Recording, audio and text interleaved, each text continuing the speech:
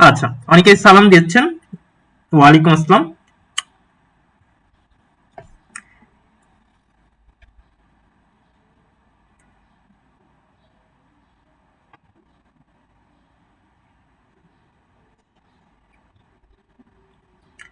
ওকে, আমরা একটু যার যার জায়গা থেকে একটু শেয়ার করি, যেন পরিচিত ভাই বোন যারা আছে আজকের ক্লাসে উপস্থিত হতে পারে, তারা ক্লাসগুলো করতে পারে।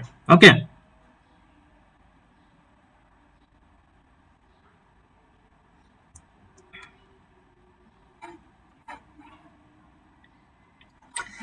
আচ্ছা, তো আমরা আশা করি শুরু করতে পারি।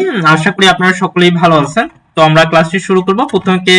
প্রত্যেকে আমরা পিডিএফটি দিয়ে দিব।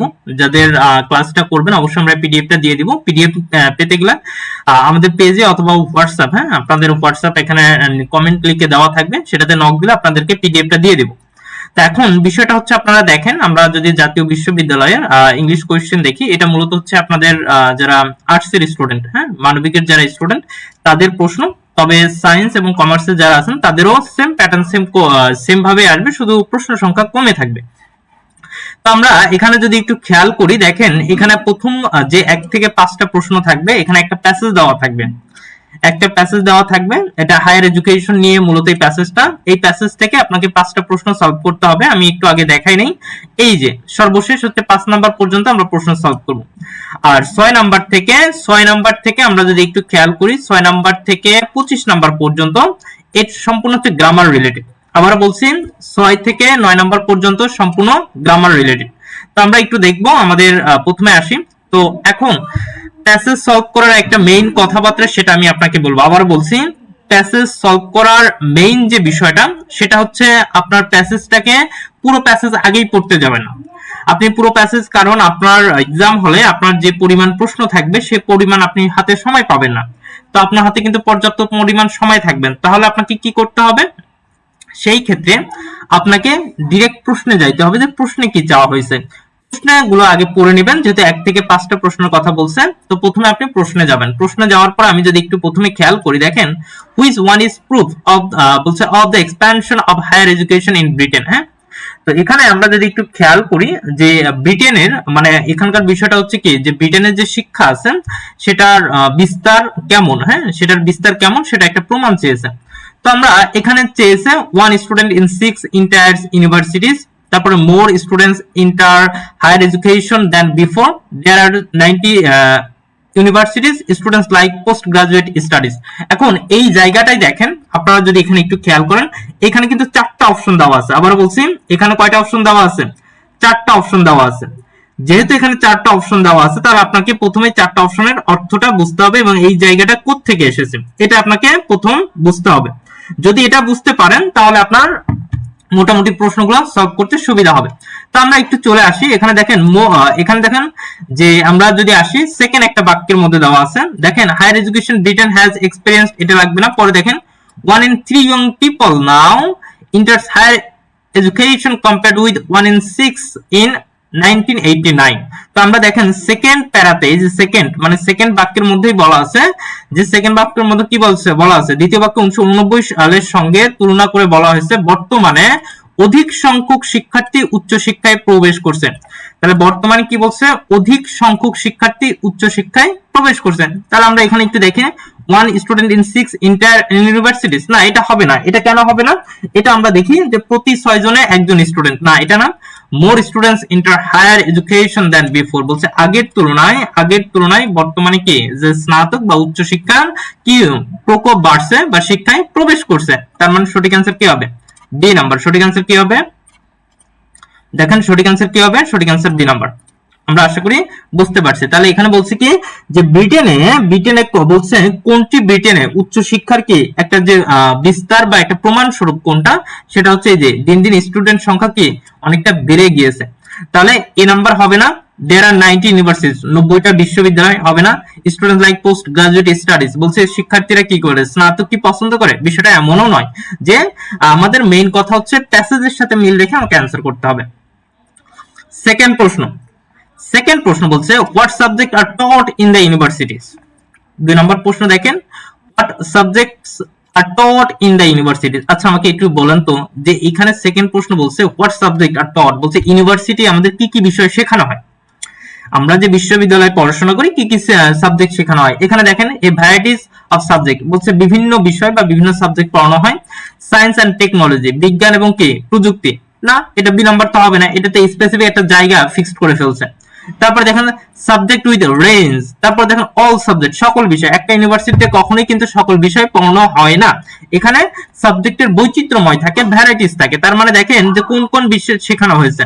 তো আমরা একটু আসি 3 নাম্বার লাইনে দেখেন দেয়ার আর সাম, বলছে 90 university in Britain which offer courses, বলছে কি প্রায় 90টা বিশ্ববিদ্যালয় ব্রিটেনের কতগুলো course in a wide range of subject, wide মানে কি বিস্তার বা ব্যাপক ভাবে, হ্যাঁ। তার মানে এখানে দেখতে পাচ্ছে ভ্যারাইটিজ এর কথাই মূলত উল্লেখ করছে, তাহলে অ্যানসার কি হবে, দুই এর অ্যানসার হবে এ নাম্বার। তার মানে আপনাকে আবার বলছি প্যাসেজ সলভ করতে গেলে আপনি পুরো ওই যে আমরা যেমন ইন্টারমিডিয়েট বা হচ্ছে 6 7 9 10 এ যেভাবে পড়াশোনা করে আসছি, যে আপনার একটা প্যাসেজ দিলে আপনি 1 ঘন্টা আধা ঘন্টা সময় নিয়ে চিন্তা চিন্তা করে করে অ্যানসার করবেন, বিষয়টা এমন নয়।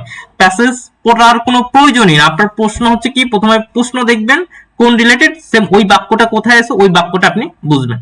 আর একবার খুব অল্প সহজে খুব দ্রুত, যত দ্রুত পড়তে পারবেন প্যাসেজ সেটা তো আরো ভালো। এরপর 3 নম্বর দেখেন how do the students in Britain support their education. এখন এই যে ব্রিটেনের শিক্ষার্থীদের কারা সাপোর্ট দেয়, নাম্বার দেখেন the parents pay the fish. আমরা একটু আসি এখানে কারা সাপোর্ট দেয়, আমরা এখানে একটু দেখি। তাহলে আমরা এখানে যদি একটু খেয়াল করি, over 95% of students on first degree and other comparable higher education courses receive government awards covering tuition fees and maintenance grant। এখন এই যে দেখেন আমরা যে বললাম যে শিক্ষার্থীদের যে আসলে কারা করে, আমরা এখানে দেখতে পাচ্ছি কি এই যে গভর্নমেন্ট অ্যাওয়ার্ডস, হ্যাঁ বেশিরভাগ শিক্ষার্থীদের কি দেয়, সরকার পুরস্কার দেয়। তাহলে আমরা একটু অপশনে আসি, দেখেন কি আছে, how do the students in Britain support their education, বলছে প্যারেন্টস পে, তাদের পিতামাতা টাকা দেয় না। The pay from their own income, তারা নিজস্বভাবে ইনকাম করে না। The borrow from the government, সরকারের কাছ থেকে ঋণ নেয় না। তাহলে সঠিক আনসার দেখেন এই যে C number, government awards help them to cover their expenses. তার মানে এই জায়গাগুলোতে আমরা কিন্তু খুব ভালো মতো বুঝতে পারতেছি যে কোনো একটা প্রশ্ন, আবার বলছি কোনো একটা প্রশ্ন আপনি চাইলে জাস্ট প্রশ্ন দেখবেন হেডলাইনটা কি চাওয়া হয়েছে ওই লাইনটাতে চলে যাবেন, গিয়ে আপনি ডিরেক্ট অ্যান্সার।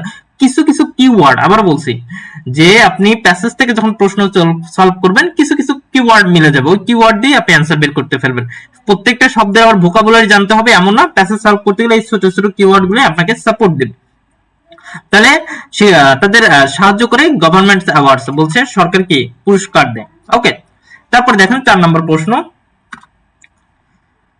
হোয়াট বলছে at what rate do the overseas students pay fees। এখন এই জায়গাটা যদি আমরা একটু খেয়াল করি যে ওভারসিজ স্টুডেন্টস মানে হচ্ছে ফরেন স্টুডেন্ট, যেটা অর্থ বুঝাচ্ছে যে বিদেশি শিক্ষার্থীরা কিভাবে পে দেয়, হ্যাঁ বা কিভাবে তাদের হচ্ছে বিদেশি শিক্ষার্থীদের পে নেওয়া হয়, হ্যাঁ মানে ফিস নেওয়া হয়। দেখেন এ নাম্বার বলছে, আমরা যদি 4 নম্বর প্রশ্ন দেখি, এখানে দেখেন এই যে লাস্ট বাক্য nearly 3 times more than local students do, হ্যাঁ nearly 3 times। এই যে আমরা উপরে যদি একটু দেখি students from other countries also come to Britain to study but overseas students have to pay very higher, বলছে very high tuition fees। এখন এই যে overseas students, এই যে কিওয়ার্ড দেখে আপনি কিন্তু চিনে ফেলেন, তারা বলছে nearly 3 times more than local students, বলছে যে লোকাল স্টুডেন্ট মানে স্থানীয় স্টুডেন্ট থেকে 3 গুণ বেশি টাকা নেয় বিদেশি স্টুডেন্টদের কাছ থেকে। কথা বুঝাইতে পারলাম? তাহলে আমরা একটু আসি এখানে 4 নাম্বার কি বলছে, the same rate as local student, মানে লোকাল স্টুডেন্টদের same rate, no slightly higher than local students, বলছে লোকাল স্টুডেন্টের মতো না, double then local student, double না, এই যে বলছে অলমোস্ট 3 টাইমস, বলছে লোকাল স্টুডেন্ট 3 গুণ বেশি। তাহলে আনসার কি হবে, আনসার হবে ডি নাম্বারটা। তাহলে লোকাল স্টুডেন্টদের থেকে ফরেন স্টুডেন্টদের কাছ থেকে প্রায় 3 গুণ বেশি নেওয়া হয়। 5 নাম্বার বলছে the number of post graduate has increased, বলছে ট্রিমেন্ডাসলি, বলছে এই যে ট্রিমেন্ডাসলি এখানে একটা আন্ডারলাইন থাকবে। তো এখানে বলছে ট্রিমেন্ডাসলি আন্ডারলাইনড ওয়ার্ডটি মানে ক্যান বি রিপ্লেসড, মানে এটা সিনোনিম চাওয়া হয়েছে। ট্রিমেন্ডাসলি এটা আমরা জানি ব্যাপকভাবে, তাহলে একটা আমরা आंसर আসি, যদি একটু চলে আসি ব্যাপকভাবে বা প্রচন্ডভাবে বলতে পারি, আমরা বলতে পারি ফিডলি, এখন এই যে ফিবলি যেটা দেওয়া আছে মানে দুর্বল ভাবে বা ক্ষীণ ভাবে, ভিগোরাসলি এটা হচ্ছে কি প্রবল ভাবে, টেরিবলি ভয়ানক, ইনরমাসলি মানে হচ্ছে ব্যাপক ভাবে, তার মানে ডি নাম্বার আনসার আমরা এখানে দেখতে পাচ্ছি। ট্রিমেন্ডাসলি মানে ব্যাপক ভাবে বা প্রচন্ড ভাবে, আমরা ইনরমাসলি বলতে পারি ব্যাপক ভাবে বা প্রচন্ড ভাবে। যে বর্তমান স্নাতকোত্তরদের সংখ্যা দিন দিন কি প্রচন্ড ভাবে বেড়ে যাচ্ছে বা প্রচুর ভাবে বা ব্যাপক ভাবে বেড়ে যাচ্ছে, তাহলে আনসার হবে ডি নাম্বার। তাহলে এখানে আমরা দেখতে পাচ্ছি প্রায় 5টা প্রশ্ন আপনাদেরকে আমরা সলভ করলাম। এই 5টা প্রশ্নের মধ্যে আমাকে এটা একটু বলবেন, প্রত্যেকে একটু খেয়াল করেন, এখানে যে 5টা প্রশ্ন সলভ করলাম আপনারা প্রপারলি বুঝতে পারছেন কিনা, এখানে যে প্যাসেজ থেকে 5টা প্রশ্ন কিভাবে করতে হয় সেটা প্রপারলি বুঝতে পারছেন কিনা একটু কমেন্ট করে জানাবেন।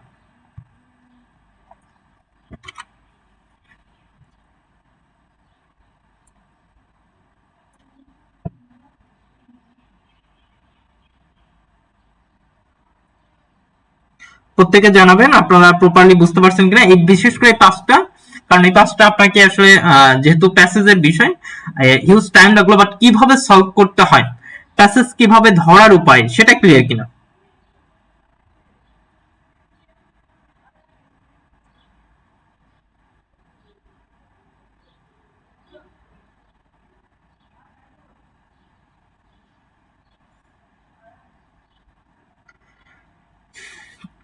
ওকে ক্লিয়ার। সোমা আক্তার মেনশন দিয়েছে, thank you so much. Aslam Chowdhury mention দিয়েছে, থ্যাংক ইউ।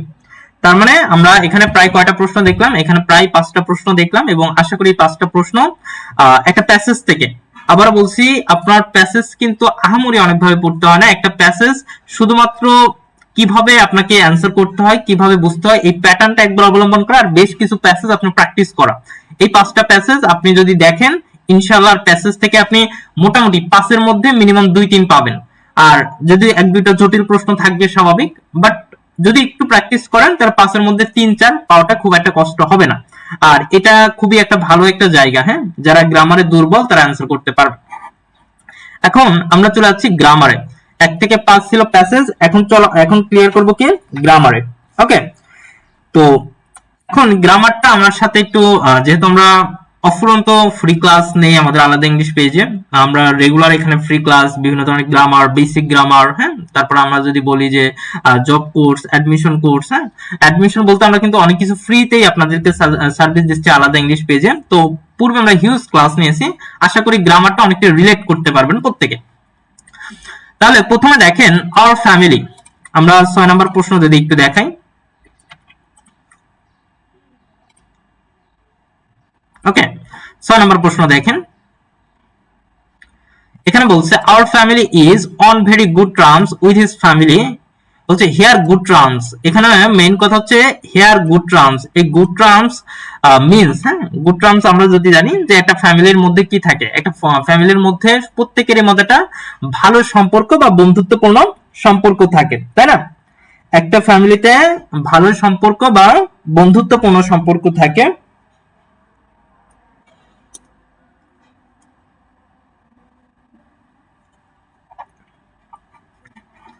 তো আমরা এটা ভালো করে বুঝতে পারতেছি, তাহলে এই যে on very good terms, on very good terms আমরা এটা বলতে পারি কারো বন্ধুত্বপূর্ণ সম্পর্ক থাকা, হ্যাঁ, কারোর সাথে বন্ধুত্বপূর্ণ সম্পর্ক থাকা, গুড কন্ডিশন ভালো অবস্থা। ওয়ার্ম রিলেশনশিপ, ওয়ার্ম রিলেশনশিপ এটা হচ্ছে কারোর সাথে একটা বন্ধুত্বপূর্ণ সম্পর্কে থাকা। হসপিটালিটি আতিথেয়তা, গিভ অ্যান্ড টেক দেওয়া এবং নেওয়া, তাহলে আনসার হবে বি নাম্বারটা। আচ্ছা আজান হচ্ছে, আমরা আজানটা একটু শেষ হোক, হ্যাঁ।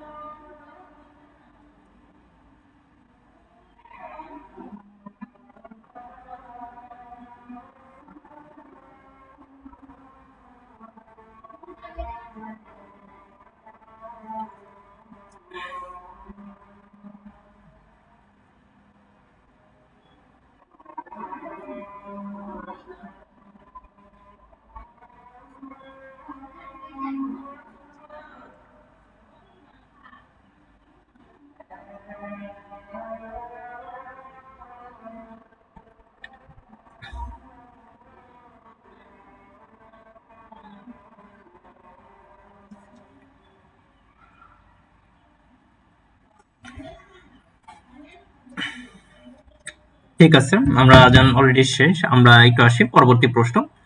তাহলে our family is on very good terms. On good terms অর্থ হচ্ছে কারোর সাথে টিকে বন্ধুত্বপূর্ণ সম্পর্ক থাকা, এটার অর্থটা একটা ওয়ার্ম রিলেশনশিপ। এরপর দেখেন 7 নম্বর প্রশ্ন, radio which be a good source of entertainment has lost its appeal. এখন এই প্রশ্নে এই প্রশ্ন আপনি পড়তে গেলে আপনার মাথা নষ্ট হয়ে যাবে। হ্যাঁ, তো অ্যাডমিশনের এবং চাকরি প্রত্যাশী ভাই বোনদের জন্য একটা জিনিস মাথায় রাখা উচিত, আপনার এরকম গ্রামার রিলেটেড প্রশ্ন যদি পান আপনি ডিরেক্ট অপশনে চলে যাবেন। ডিরেক্ট কি করে যাবেন? অপশন চলে যাবেন। অপশনে দেখেন কি কি আছে, was to, use to, is to. একটা জিনিস মাথায় রাখবেন, এখানে যে আমরা যদি একটু খেয়াল করি, ইজ টু তো হবেই না। কি হবে না? ইজ টুটা হবেই না। এরপরে আমরা ইউজ টু, মানে ইউজ টু বলে কোনো শব্দ নাই, হতে হবে ইউজ টু। হতে হবে কি? ইউজ টু, ইউএসইডি, হ্যাঁ, ডি যুক্ত থাকবে, ইউজ টু হতে হবে। ইউজ টু বলতে কোনো শব্দ নেই, সো এসি নাম্বার বাদ। তারপর দেখেন radio which be good source of entertainment. এখন এই জায়গাটা একটু মাথায় রাখবেন, একটু ভালো করে বোঝার চেষ্টা করবেন। রেডিও হুইজ বি, এই যে বি ভার্ব আছে না, দেখেন তো বি ভার্ব আছে কিনা।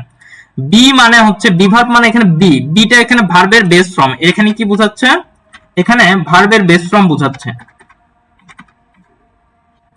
বিটা হচ্ছে ভার্বের বেস ফর্ম। এখন একটু ভালো করে খেয়াল করেন তো, বিটা যেহেতু ভার্বের বেস ফর্ম, তার মানে আগে আমরা একটা জিনিস বুঝবো, ওয়াজ টু। ওয়াজ টু তো বসবে না, সো ওয়াজ টুটাও বাদ। এরপর দেখেন ইজ টু, বলছে radio which B good source of entertainment has its বলছে লস্ট ইটস আপিল। হ্যাঁ, এটা কিন্তু অতীতকালের কথা বলছে, আর অতীতকাল বোঝালে ইউজ টু বসে। অতীতকাল বোঝালে কি বসে? Use to. তাহলে ইউজ টু প্লাস ভার্বের বেস ফর্ম বসে। তারপরে radio which use to be, আবার বলছে যেহেতু বাক্যটা অতীতকাল বোঝাচ্ছে, যেহেতু বাক্যটা অতীতকাল বোঝাচ্ছে আর অতীতকাল বোঝালে কি বলবে? ইউজ টু বসে। তাহলে ইউজ টুর পরে ভার্বের বেস ফর্ম, এই যে বিটা হচ্ছে এখানে ভার্বের বেস ফর্ম। এটা হচ্ছে 7 নম্বর। 8 নম্বর প্রশ্ন দেখেন, when I was in Dhaka my eyes tested। একটু ভালো করে খেয়াল করেন, when I was in Dhaka, যখন আমি ঢাকায় ছিলাম আমি কি করেছিলাম? আমার চোখ বা আমার চোখ কি করেছিলাম? যে পরীক্ষা করেছিলাম যখন আমি ঢাকায় ছিলাম। তার মানে এটার অর্থ অতীতকাল। এখন অতীতকাল কোনটা কোনটা আছে দেখেন, have present, get present, getting ফেলাতে এটার সামনে আবার am is আর was আর আসার কথা। তো ডি নাম্বারটাও বাদ, বি নাম্বারটাও বাদ, হ্যাভটাও বাদ। অ্যান্সার হবে সি, হ্যাড। কেন হ্যাড হবে? কারণ when I was in Dhaka অতীতকাল বুঝিয়েছে। যদি অতীতকাল বোঝায়, অতীতকাল বোঝালে এখানে আমরা জানি হ্যাড হচ্ছে একটা পাস্ট টেন্স, এই জন্য হ্যাড বসেছে। তাহলে আবার কি বললাম? অতীতকাল বোঝালে আমরা হ্যাড বসাবো। 9 নম্বর প্রশ্ন দেখেন, dash of my friends knew that I had got the job.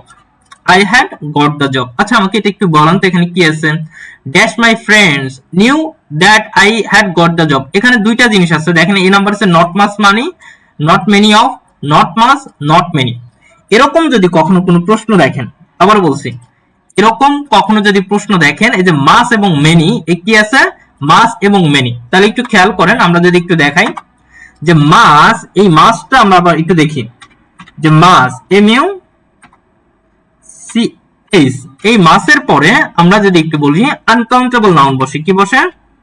Uncountable noun, uncountable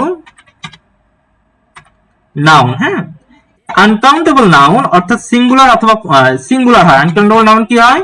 singular হয়। তাহলে মাসের পরে কি বসে? আনকাউন্টেবল নাউন অর্থাৎ সিঙ্গুলার হয়। আরেকটা হচ্ছে মেনি, কি বললাম?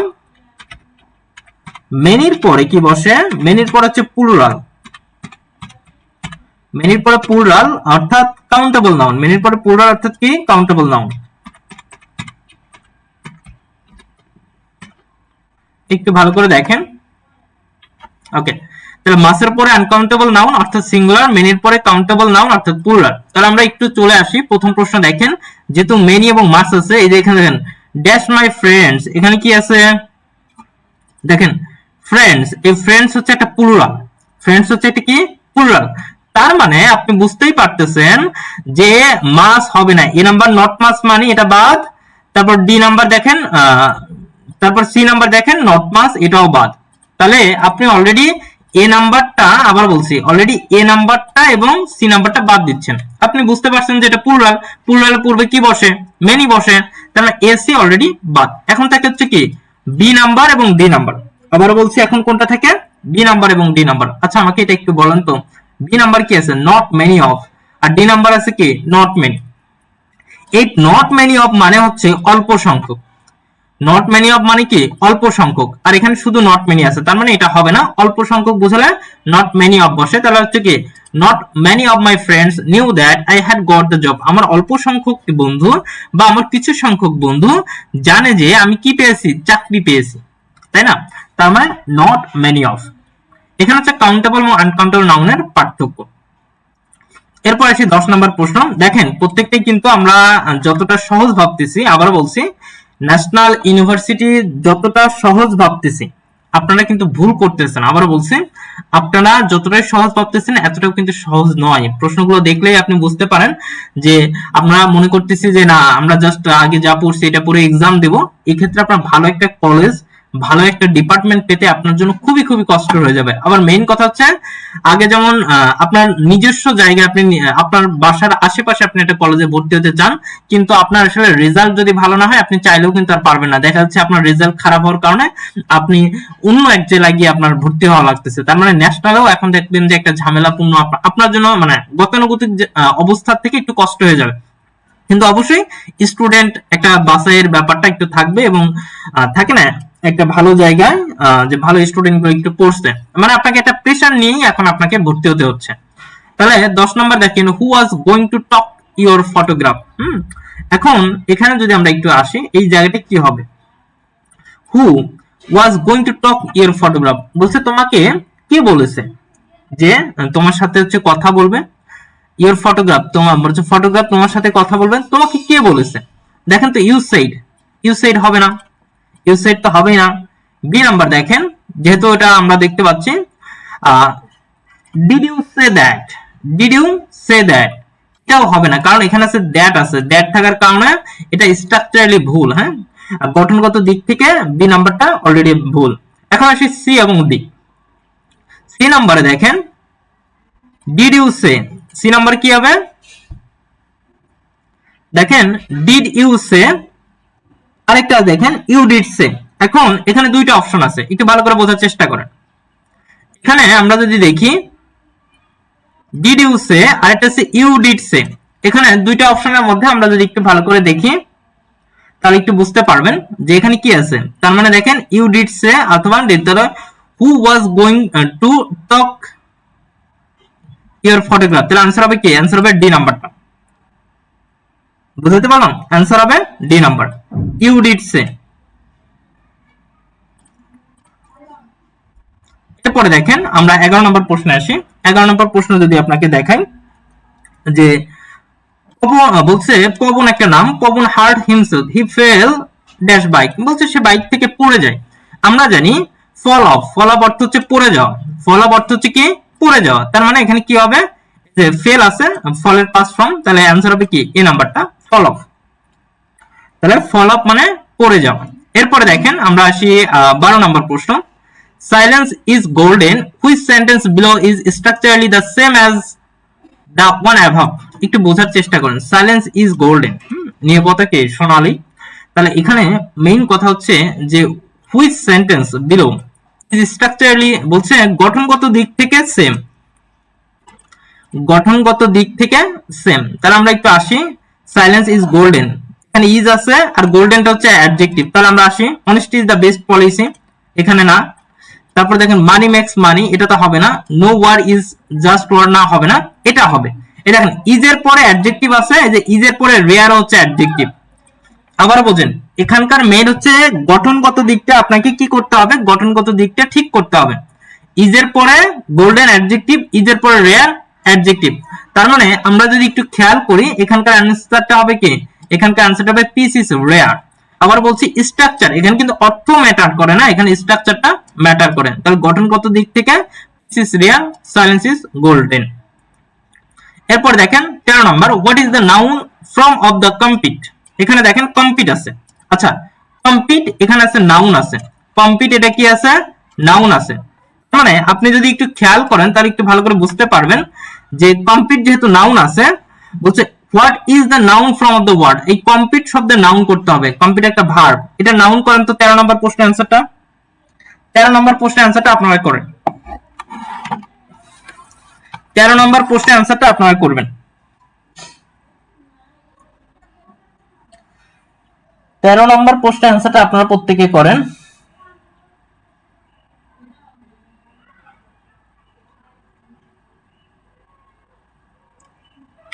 13 নম্বর প্রশ্ন, এটা আমরা কিন্তু পূর্বেও পড়িয়েছি, আপনারা যারা আছেন আমি চাইবো আপনারা অ্যান্সার করতে পারবেন 13 নম্বর প্রশ্নের অ্যান্সারটা। 13 নম্বর দেখেন কম্পিট, এটা নাউন। আমরা ওই যে একটা ছন্দ পড়িয়েছিলাম না, অলিজম অরার সিটাইম নেশন চারশিপ নেশন অ্যান্সার্স ডমহুড আইসলেট অপটিউড। হ্যাঁ, তো এখন আসি এখানে কোথায় কোথায় প্রশ্ন আছে দেখেন। কম্পিটেন্স, এখন এই যে এখানে দেখেন ইএনসি আছে, তাহলে এই কম্পিট, এই কম্পিটের ক্ষেত্রে আমরা একটু মাথায় রাখবো যে কম্পিট একটা ভার্ব, এটার অর্থ হচ্ছে প্রতিযোগিতা করা। এটা অর্থ কি, প্রতিযোগিতা করা। এর নাউন হলো কম্পিটিশন, মানে হচ্ছে প্রতিযোগিতা। কম্পিটিশন মানে কি, প্রতিযোগিতা। কম্পিটেন্স মানে অর্থ হচ্ছে যোগ্যতা। তাহলে এখানে দেখেন কম্পিটিশন, এখানে যদি আমরা দেখি বি নাম্বারটা রাইট অ্যান্সার। আবার বলছি বি নাম্বারটা রাইট অ্যান্সার। আমরা জানি এই যে সোম যুক্ত থাকলে সেটা একটা নাউন, সোম যুক্ত থাকলে সেটা কি হবে, সেটা হচ্ছে একটা নাউন। তাহলে আমরা বলতে পারি what is the noun form of the word compete, compete এর নাউন হচ্ছে কম্পিটিশন।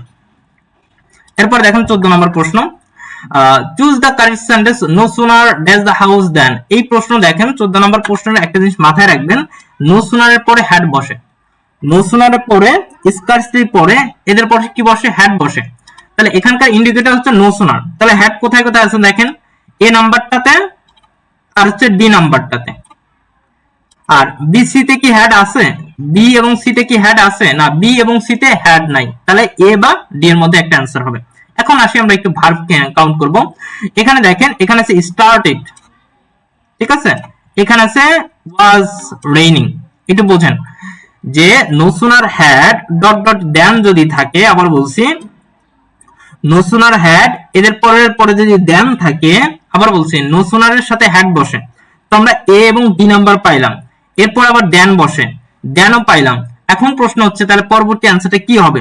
পরবর্তী আমরা অ্যান্সারটা আমরা একটা জিনিস মাথায় রাখবো, সেটা হবে পাস্ট টেন্সে হবে।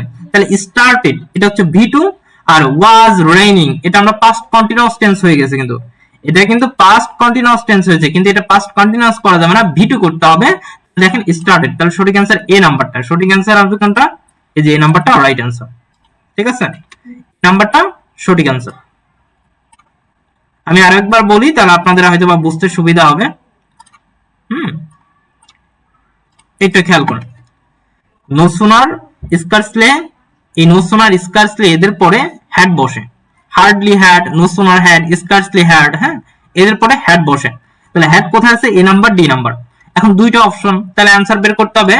দেনের পরে ভি2 বসে, অর্থাৎ পাস্ট ইনডিফিনিট বসে। দেখেন স্টার্টেড, এটা কি আছে স্টার্টেড, এটা কিন্তু আমরা জানি ভি2, কিন্তু এখানে আছে ওয়াজ রানিং, এটা কিন্তু আবার পাস্ট কন্টিনিউয়াসে চলে আসে। সো ডি নাম্বার হবে না, সঠিক অ্যান্সার নাম্বারটা।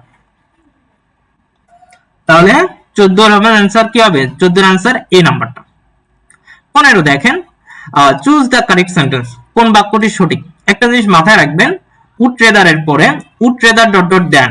15 নাম্বার দেখেন, would rather dot dot then, would rather এবং দেন এর পরে ভার্বের বেস ফর্ম বলবে। তাহলে একটু দেখি, উইল রেদার বলে কোনো শব্দ নাই, সো এই নাম্বারটা বাদ।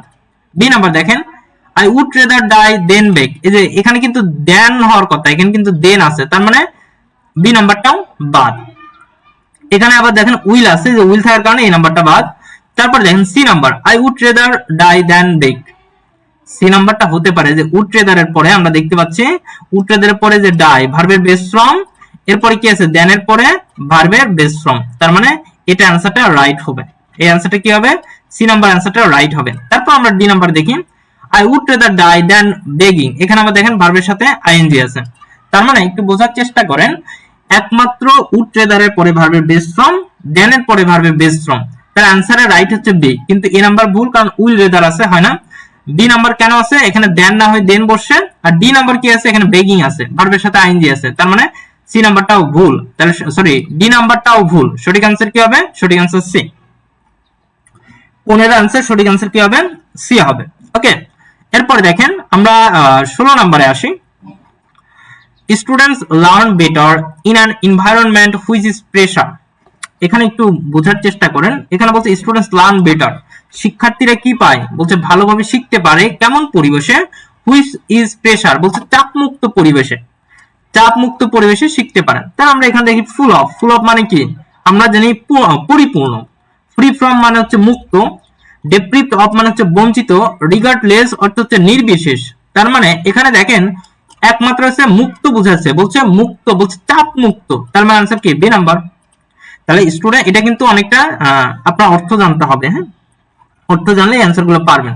তাহলে students learn better in an environment which, বলছে which is free from pressure. এরপরে 17 নম্বরে আসি।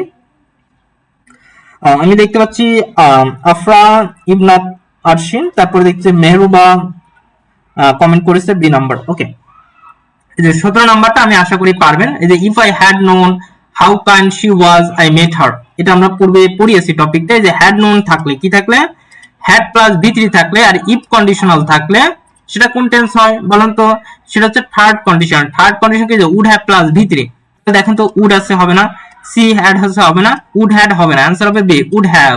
উড হ্যাভ এর পরে ভি3, এই যেখানে আছে মেট। তার মানে আমরা কি বুঝতে পারতেছি, যদি ইফ কন্ডিশনাল থাকে, আবার বলছি যদি ইফ কন্ডিশনাল থাকে, ইফ থাকার পরে আপনাকে দেখতে হবে এটা কোন conditional, first conditional, second conditional না থার্ড কন্ডিশনাল। তাহলে আপনাকে বুঝতে হবে হ্যাড প্লাস নোন, এটা হচ্ছে থার্ড কন্ডিশনাল। থার্ড কন্ডিশনাল পরে বসে কি, উড হ্যাভ প্লাস ভি3, কুড হ্যাভ প্লাস ভি3, মাইট হ্যাভ প্লাস ভি3। তাহলে এখানে आंसर দেখেন এ নাম্বার সি ডি বাদ, তাহলে आंसर হবে উড হ্যাভ প্লাস ভি3। তারপর দেখেন 18 নম্বর যদি প্রশ্ন বলি, 18 নম্বর দেখেন the textbook be in another course। এখন এই জায়গাটা এত মাথা ব্যথা করতে হবে না, আপনি একটু, আমি সহজ হিসাব দেখি, দুইটা শূন্যস্থান না, এখানে দেখেন দুইটা শূন্যস্থান আছে, আপনি মাথায় রাখবেন বি এর পরে অলওয়েজ ভি3 বসে। তাহলে যে অ্যাডাপ্টেড ভি3 আছে, তার মানে এটা রাইট। অ্যাডাপ্ট এটা ভার্বের বেস ফর্ম হবে না, অ্যাডাপ্ট হবে না, অ্যাডাপ্টিং হবে না, তাহলে সঠিক आंसर এ নাম্বারটা। তাহলে এই যে 18 নাম্বার যদি आंसर খুব সহজে বের করতে চান, 18 নাম্বার যদি খুব आंसर খুব সহজে বের করতে চান, মাথায় রাখবেন দ্য টেক্সট বুক, এরপর কি আছে, এরপর এত কিছু মাথায় রাখবেন না, আমরা জানি বি এর পরে ভি3 বসে, তাহলে এই যে বি এর পরে ভি3 অ্যাডাপ্টেড এটা যদি রাখেন, আর বাকিগুলোতে দেখেন ক্যান কুড আছে, তো আপনি যে কুড বসাই দিলেই आंसर রাইট। মানে আবারও বলছি, গ্রামারের জায়গাটা বড় হতে পারে, কিন্তু আপনি যখন চারটা অপশনের মধ্যে आंसर করবেন তখন দেখবেন অটোমেটিক গ্রামার ছোট হয়ে আসতেছে। ওকে, 19 number, I asked the students on the topic we choose। এখন এই জায়গাটা একটু ভালো করে দেখেন, এখানে কি আছে, এখানে যদি আমি বলি, এখানে এই যে asked একটা ভার্ব, আবার দেখেন আরেকটা ভার্ব, দুইটা ভার্ব আছে। তাহলে কয়টা ভার্ব আছে, দুইটা ভার্ব আছে। তো আমি যদি আপনাদেরকে একটু ভালো করে দেখানোর চেষ্টা করি, এখানে দেখেন দুইটা ভার্ব থাকলে একটা জিনিস মাথায় রাখবেন, যদি পাস্ট টেন্স থাকে মানে দুইটা ভার্ব থাকে, একের অধিক ভার্ব থাকে, সেই ক্ষেত্রে পরের ভার্বটা ইনফিনিটিভ মানে টু প্লাস ভার্বের বেস ফর্ম, অথবা ভার্বের সাথে আইএনজি, অথবা আপনার হচ্ছে কি ভি3। তো আমরা একটু আসি, আমরা যদি এখানে একটু প্রশ্ন দেখানোর চেষ্টা করি, I asked the student on the topic we choose। এখানে দেখেন I asked থাকলে কি কমেন্ট, ভার্বের বেস ফর্ম কমেন্টেড, এটা তো হবেই না। এখানে দেখেন ওয়াজ কমেন্টিং, এটা হবে না, অ্যান্সার হবে সি, ইনফিনিটিভ বলবেন। তাহলে আমরা কি বুঝাইতে পারলাম যে আমরা যদি কখনো কোনো ভার্বের মধ্যে দেখি যে দুইটা ভার্ব আছে, তাহলে পরের ভার্বটা কি হবে, পরের ভার্বটা ইনফিনিটিভ হিসাবে দিয়ে দিবেন। ওকে, ইনফিনিটিভ অথবা জিরান করে দিবেন। 20 নম্বর দেখেন, a boat journey is than journey by road. এই যে দ্যান থাকার কারণে এটা হচ্ছে কম্পারেটিভ ডিগ্রি। এই টপিকটা কোত্থেকে আসে, ডিগ্রি থেকে আসে। যদি কখনো কোনো বাক্যের মধ্যে দ্যান পান, কি পান, দ্যান পান, দ্যান হচ্ছে কম্পারেটিভ ডিগ্রি। একটু চলে আসি, সেফ এটা হচ্ছে পজিটিভ, সেফেস্ট এটা হচ্ছে সুপারলেটিভ, মোর সেফার এটা হবে না, সেফার হতে পারে। আমরা জানি এক সিলেবল হলে কম্পারেটিভে ইয়ার অথবা মোর বসে, কিন্তু দেখেন সেফ, সেফ এক সিলেবল, এই জন্য কি হবে, সেফার। এই যে ইয়ার যুক্ত হয়েছে, কি যুক্ত হয়েছে, ইয়ার যুক্ত হয়েছে, বুঝতে পারলাম, যুক্ত হয়েছে, ইয়ার যুক্ত হয়েছে, সেফার। তাই আমরা 20 কি হবে, 20 হচ্ছে ডি। আমরা আরেকটু সহজভাবে বলি, বোর্ড জার্নি ইজ যদি দেন থাকে কম্পারেটিভ, সেফ পজিটিভ, সো এক সিলেবল হলে কম্পারেটিভে ইয়ার অথবা মোর যুক্ত হয়, আর সুপারলেটিভ হলে ইএসটি অথবা মোস্ট যুক্ত করতে হয়। 21 নম্বর, dash the restaurant was small, the food was excellent. যদিও রেস্তোরাঁটি বা যদিও রেস্টুরেন্টটি ছোট, কিন্তু তার খাবার মানে এক্সিলেন্ট, চমৎকার। তাহলে একটু দেখেন তো, বিকজ মানে কারণ, দেন মানে তারপর, সো মানে তাই, অলদো মানে হচ্ছে যদিও, অলদো মানে কি, যদিও। তাহলে যদিও রেস্টুরেন্টে ছোট অর্থাৎ বিপরীত শব্দ বোঝাবে, কিন্তু খাবারটা চমৎকার। তারপর দেখেন 22 number, lima should dash the photographs. এখন এই জায়গায় বলছে লিমা আমাকে কি দেখালো, ফটোগ্রাফ, ছবিগুলো দেখালো। এখানে হচ্ছে শুড, এই শুড হচ্ছে ভার্ব, এই ভার্বের পরে অলওয়েজ অবজেক্টিভ ফর্ম বসে, ভার্বের পরে অলওয়েজ কি বসে, অবজেক্টিভ। আই হচ্ছে সাবজেক্টিভ, হার হচ্ছে এখানে কি আমরা যদি আমরা বলি পসেসিভ, মাইটা হচ্ছে কি পসেসিভ। এই যে একমাত্র ভার্ব আছে কি মি, এখানে কি আছে, মি আছে। আর মি যেহেতু কি, মি যেহেতু হচ্ছে objective, lima should me dash the photographs, objective. তাহলে আমরা ভার্বের পরে কি বসে, অবজেক্টিভ বসে। We live close the city, we live close the city centre. এই ক্লোজ মানে ক্লোজ এর পরে এখানে টু বলবে, ক্লোজ টু, ক্লোজ টু এটা একটা মুখস্থ মেমোরাইজিং অংশ। Close two, we live close to the city centre, যে ক্লোজ টু মানে হচ্ছে নিকটে, এটা মুখস্থ, এটা নিয়ে কোনো কথা নেই। দ্য অপোজিট অফ ব্ল্যাক, এখানে কি আছে, অপোজিট, অপোজিট মানে হচ্ছে বিপরীত শব্দ। তাহলে ব্ল্যাক এর বিপরীত শব্দ কি, ব্রাইট, ব্রাইট উজ্জ্বল, গ্রে ধূসর, হোয়াইট সাদা, নান অফ দিস কোনটাই নয়। ব্ল্যাক মানে কালো, কালোর বিপরীত কি, সাদা। তাহলে আনসার কি হবে, আনসার তো হোয়াইট। এটাও আপনার সিনোনিম অ্যান্টোনিম থেকে আসে। The picture moved rapidly dash the skin, যে rapidly move, এখানে move, এই move on আমরা যদি বলি move on, move on অর্থ হচ্ছে এগিয়ে যাওয়া বা সরে যাওয়া, এগিয়ে যাওয়া বা সরে যাওয়া। তাহলে এখানে आंसर হবে বি নাম্বারটা। The picture moved rapidly the skin, বলছে সরি স্কিন, স্কিনে কি হচ্ছে, খুব দ্রুত ছবি সরানো হলো, খুব দ্রুত ছবিগুলো সরানো হলো। মুভ অন, মুভ অন এটাও মেমোরাইজিং পার্ট। তার মানে দেখেন এখানে প্রায় 25টা প্রশ্ন আছে, গ্রামার রিলেটেড, মেমোরাইজিং রিলেটেড। এখানে আমরা কি কি টপিক দেখতে পেলাম, এখানে যদি আমরা একটু আসি, এখানে আমরা যে যে টপিকগুলো দেখতে পেলাম,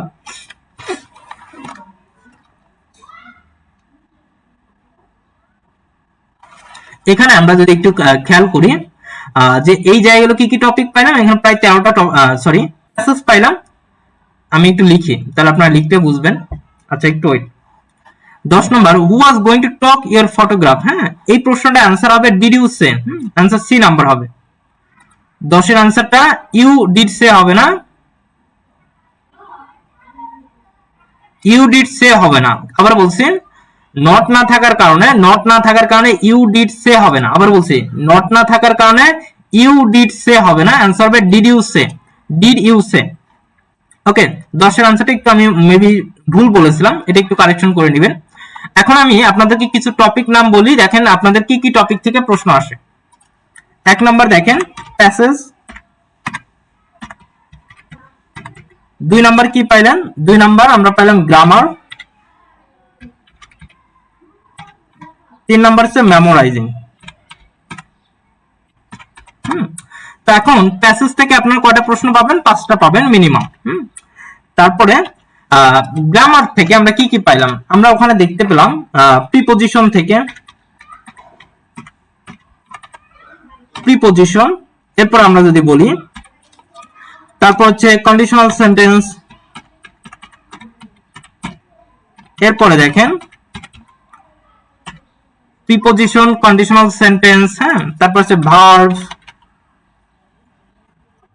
প্রিপজিশন, কন্ডিশনাল সেন্টেন্স, ভার্ব, হ্যাঁ। আমরা মেমোরাইজিংটা একটু শেষ করি। সিনোনিম, অ্যান্টোনিম, সিনোনিম,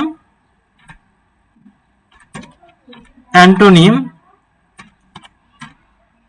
ভোকাবুলারি, তারপর হচ্ছে গ্রুপ ভার্ব, গ্রুপ ভার্ব, তারপর হচ্ছে অ্যাপ্রোপ্রিয়েট প্রিপজিশন, অ্যাপ্রোপ্রিয়েট প্রিপজিশন,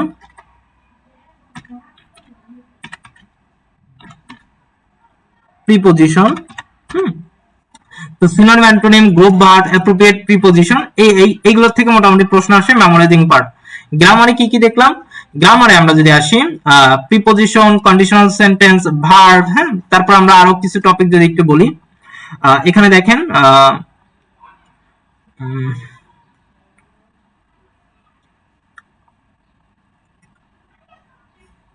তারপরে হচ্ছে আমরা আর কিছু দেখাই, রাইট ফর্ম, ভার্বেরই এগুলো প্রশ্ন সব। তারপর হচ্ছে আপনাদের সিনোনিম, অ্যান্টোনিম, ওকে, নাউন থেকে আসছে, নাউন। তারপরে দেখেন,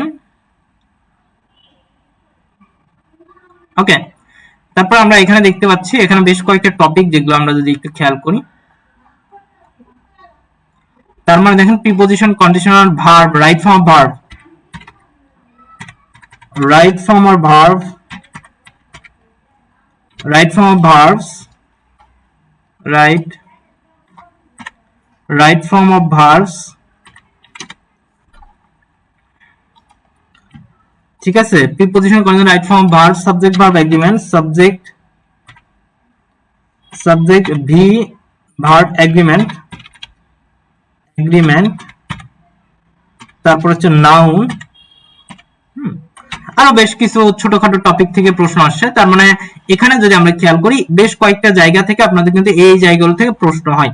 তো এই প্রত্যেকটা জিনিস আপনার ইংরেজিতে ভালো করতে গেলে, আপনার কিন্তু একটা ভালো একটা মার্কস ক্যারি করতে গেলে আপনাদের এই জিনিসগুলো খুবই খুবই জরুরি। এছাড়া আপনার বেসিক নলেজ থাকা জরুরি।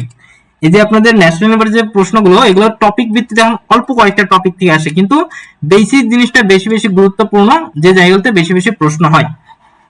তো আপনাদের ক্ষেত্রে আমি যদি একটু আপনাদেরকে কথা বলি, একটু দেখানোর চেষ্টা করি।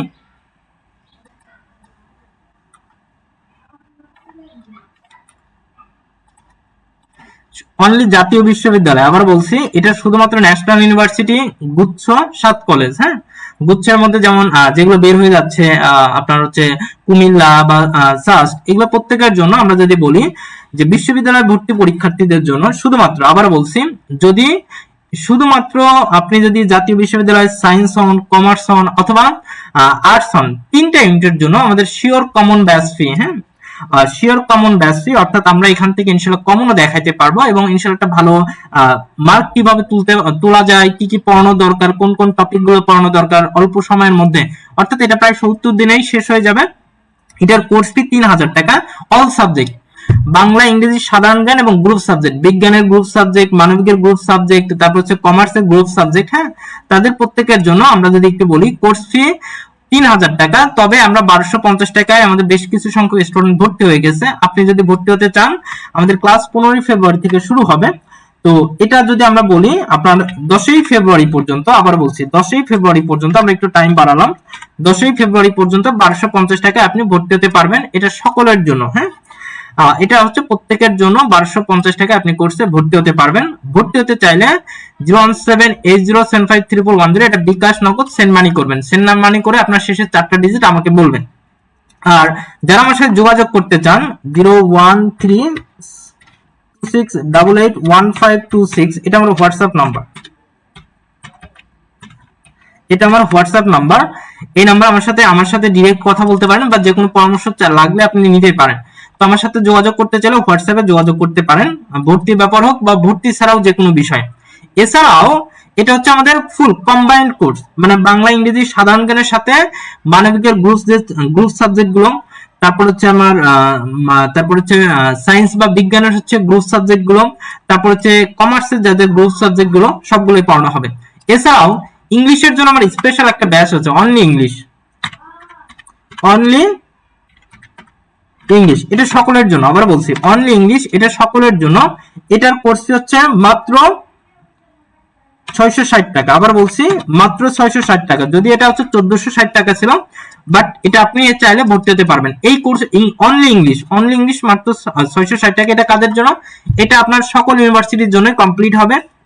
আর ন্যাশনাল, বিশেষ করে শেষের দিকে চট্টগ্রাম ইউনিভার্সিটি, গুচ্ছ, তারপর হচ্ছে রাজশাহী ইউনিভার্সিটি, এরপর হচ্ছে আপনাদেরকে ন্যাশনাল ইউনিভার্সিটি, অর্থাৎ প্রত্যেকের জন্য আমাদের অনলি ইংলিশের যে কোর্সটা আছে এটা 660 টাকা শুধুমাত্র। ওকে, তো এটা আপনারা করতে পারেন। আর এছাড়া আমাদের ফ্রি ক্লাসগুলো হবে, সেই ফ্রি ক্লাসগুলো করতে থাকেন। তো আমাদের হচ্ছে আজকের ক্লাস এই পর্যন্তই। ক্লাস যদি আপনারা একদমই বেসিক দুর্বল হয়, ক্লাসটা আরো রিপিট দেখে নেবেন ইনশাআল্লাহ। আশা করি আপনার ন্যাশনাল ইউনিভার্সিটির যে প্রশ্নগুলো আছে এই প্রশ্নগুলো দেখে আপনার মনের মতো, আবার বলছি, একটা কোশ্চেন প্যাটার্ন সম্পর্কে ধারণা হয়ে যাবে ইংলিশের জন্য। তো আজকে এই পর্যন্তই, দেখা হবে পরবর্তী ক্লাসে। আমরা প্রতিদিন ইনশাআল্লাহ ধারাবাহিক ক্লাস দিব। সেই ক্লাসগুলোর সাথে আমাদের যে পেজগুলো আছে প্রত্যেকটা পেজের সাথে কানেক্টেড থাকুন, বিশেষ করে আলাদা ইংলিশ পেজে। তো আসসালামু আলাইকুম, শুভরাত্রি। সরি, শুভরাত্রি না, অর্থাৎ আমি তো রাত্রেই বেশিরভাগ ক্লাস নেই, অনেকদিন পরে দিনে নিলাম, এই জন্য বলা আর কি। ঠিক আছে, ভালো থাকবেন।